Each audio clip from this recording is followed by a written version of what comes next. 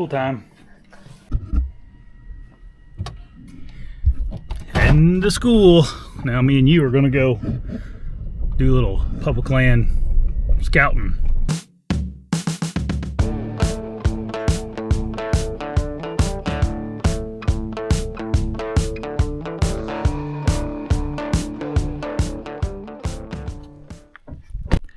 Heading in.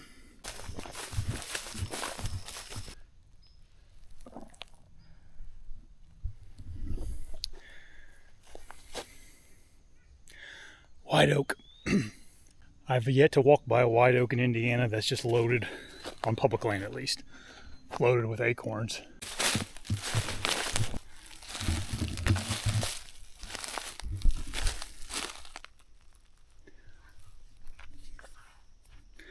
That's a fresh rub right there. This ridge I'm on looked really good to me. So I decided to kind of walk down it. You can hear some of the acorns falling off the trees in here. Tons of white oaks on here, and that's a good rub. I mean, that's up to my hip here. I don't see anything real extremely high on the tines, but look at that track right there. That's a good one. This is a extremely good trail right here, especially for hill country. You know, a lot of times the trails are so faint you can't hardly see them, but this one is not the case. It looks like it goes out into the, there's private back in there. I may go ahead and hang a camera here and monitor this area, because that's as good as of a trail as I've seen in a long time in the hills. All right, I got the camera up there, kind of tucked away in this little valley, and it's really hidden really good. You probably can't even see it up there. Just looking over all these trails that come together right here. You know, there's a trail, a faint one coming down through there, coming off that little point right there, and then there's one coming over top of those logs right through there. So got a bunch of stuff that comes together right here. See what we see on the camera. I don't know if you can hear, but there's just oaks falling everywhere in here. This is going to be a good spot early season. This time of year is when I'm spending a lot of time in the woods looking for white oaks that are dropping acorns. And a key piece of finding acorns is having some good binoculars. Whatever brand you prefer. These are just some old Vortex Diamondbacks that I kind of are my truck binoculars. But I want to give you two tips. It's kind of hard sometimes whenever you're free-handed binoculars to hold it steady enough to see up in the top of a white oak.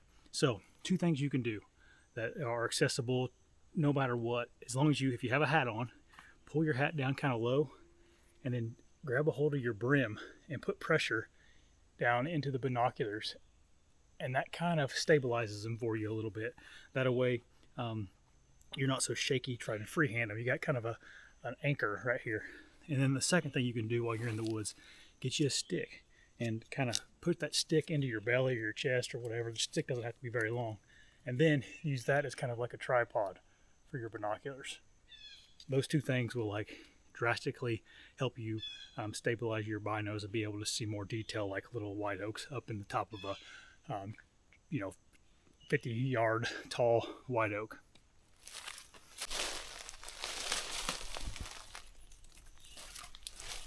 Okay, I'm on the top of this particular ridge now. Now last year I was doing some in-season scouting, and there was a lot of oaks falling in here, and I actually walked up on two decent bucks in here. A couple problems with this spot. One is access. You kind of have to, the way the property lays out, it's hard to get up here without walking through. The deer, it's possible, but you got to kind of, it's rough. Anyway, secondly, if you can see here, which is probably why the deer like it, but if you're in a tree in here, there's no way you get a shot on anything. You have so much cover that's like 10 feet up and then lower that the deer would be hidden from you. So I am going to kind of set up a ground set on this ridge, because I do think that the deer really like to use this area, and there's a perfect little uprooted tree over here that we can probably make something on the ground. But I wanted to get in here and make something right now because last year the deer were really in here really well. There's also something right here we could turn into a little ground blind.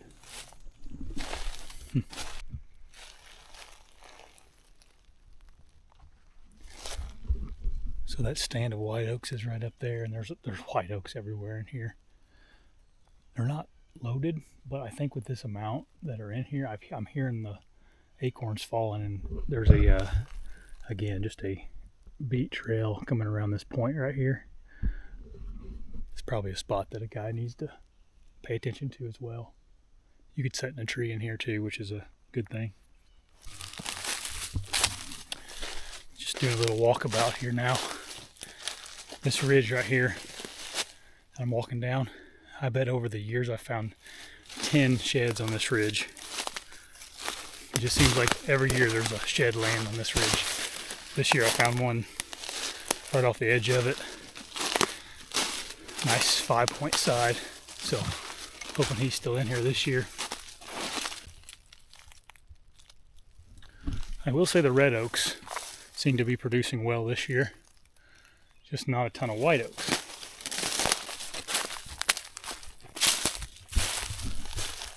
A lot of people ask me about how to deal with monotonous terrain. Some people think hill country is monotonous to them, and it really is far from monotonous. If you can kind of see when I'm walking through here, this ridge is an example of a spot that is not like any of the other ridges in this piece of public. We have tons of sapling trees creating a lot of understory. We have a very diverse selection of oaks right here. There's even a persimmon tree at the end of this ridge here. And we also have a singular point right here, whereas a lot of these ridges have many points coming off of it. This one's kind of a singular one, so that's also unique. So there's a lot of things that you have to kind of add up in hill country that may not be what you're typically used to as like really good transitions like in a swamp or in farm country.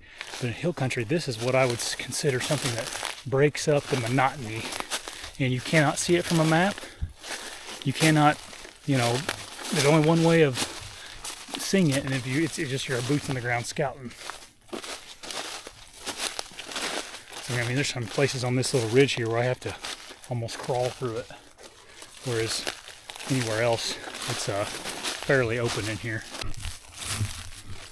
See the deer been just eating the crap out of this greenbrier here. There's like a browsing line in here. As you get higher up on these ridges here in Indiana, Ohio's the same way. You run into a lot of chestnut oaks, and then you run into all this greenbrier. You can see this is all greenbrier through here. That's pretty common. Top, you got the chestnut oaks, greenbrier. As you work your way down lower, that's when it turns into red oaks, then white oaks, and you get rid of some of that undercover as well. And the deer will come up in this here greenbrier bed and feed in here up high.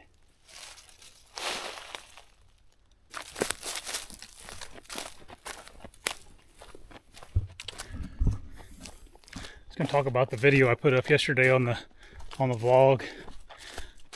I don't think that I'm all the way right on that. It's just something that I'm starting to notice, and I'm hearing more and more people talk about it. So, like, I hear all your arguments, and I think you're all right. I just, I don't know. It's something weird that's happening to me, and I read all the arguments about, like, you got to hang the cameras higher, or you got to hide them better, and all of those arguments. And yeah, I know. That's not the point I was making. The point I was making is, all things being equal, a spot that has a cell camera seems to get less buck pictures if you would put a SD card camera in that exact same spot. That's what I meant by that. I understand that you have to properly use cell cameras. That's not what that video was about. It was about, is there something going on with cell cameras that's causing bucks to avoid them? Whereas if you would have had a regular SD card camera on that same exact tree, those bucks would not be avoiding that spot. And to be honest with you, as far as the like the feedback I got on it, I would say 80% thought that I was onto something and they're seeing the same thing recently. And then there was 20% of people that thought I was crazy, which I probably am. That's probably as sure as the sun will rise in the morning. See all those little green and yellow things? Those are all chestnut oaks, and they get so thick up here that you can almost walk on top of them sometimes and never touch the ground. They get so thick. I don't know what it is about chestnut oaks, but they just seem to produce every year and a lot of acorns. So deer don't tend to like them during deer season, is what I found. Maybe during late season, but during deer season they don't really mess with them.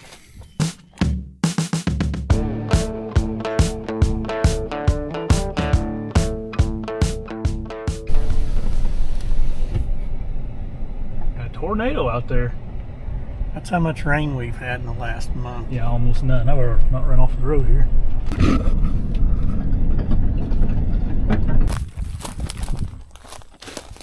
Me and Dad are going to go move a ladder stand that we have on this property that really isn't in a very good spot, and move it to a spot that's a little bit better on the edge of this bean field. Supposed to get some rain here, but kind of one of them summertime deals where could rain, could not, probably won't.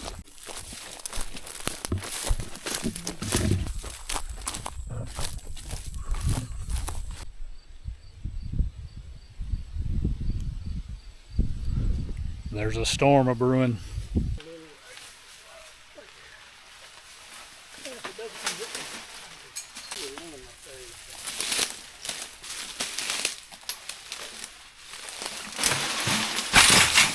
There it went.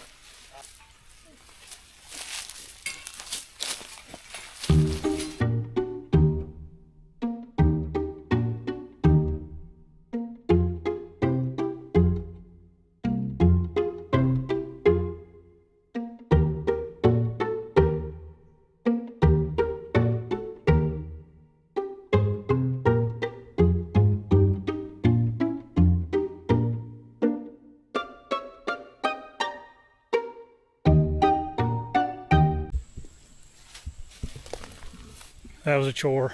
Hickory trees are not fun. But we got it up there. It's way up there. It's a 22-foot ladder stand. You can shoot down in here and all that being filled. See how it does. Be a good gun spot for sure.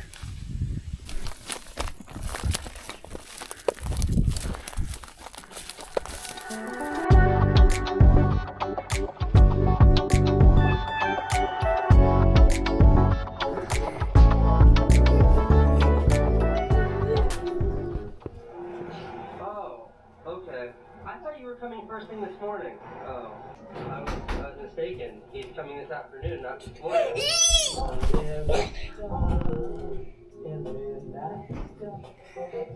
Hey, Mom, put your feet out, please. Presentation day. Interesting. That sounds boring. See you tomorrow. Can I show you my mouth? End of the vlog. I'm worn out. My kid's in town. Ladder stands suck. He's home from college.